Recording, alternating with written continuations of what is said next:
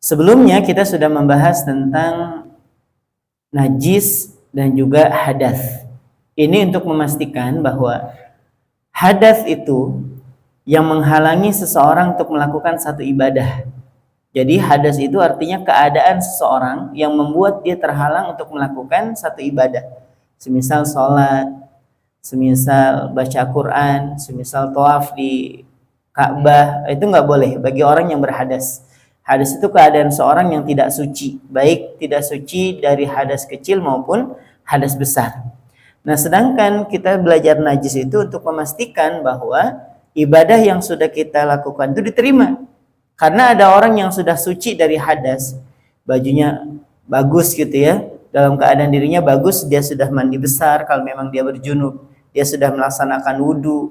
Tapi masalahnya di bajunya itu terpapar najis. Sekhusyuk apapun dia sholat, maka dianggap tidak sholat.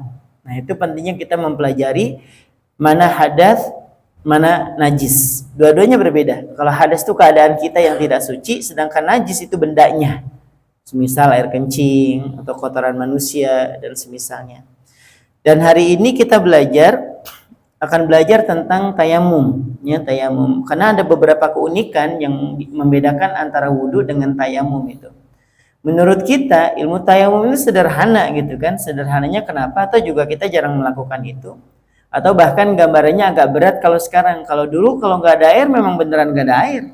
Sekarang nggak ada air misalnya, PDAM nggak ngalir, air macet, kita bisa beli, ya kan? Bahkan kita masih bisa menemukan air dalam kemasan. Bahkan kemarin waktu musim-musimnya memang nggak turun hujan, air PDAM juga mati, mandinya pakai air galon, ya kan? Luar biasa ini.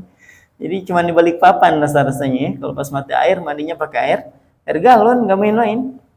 Nah, jamaah sekali dari Allah Subhanahu Wa Taala. Jadi tayamum itu penting kita belajar.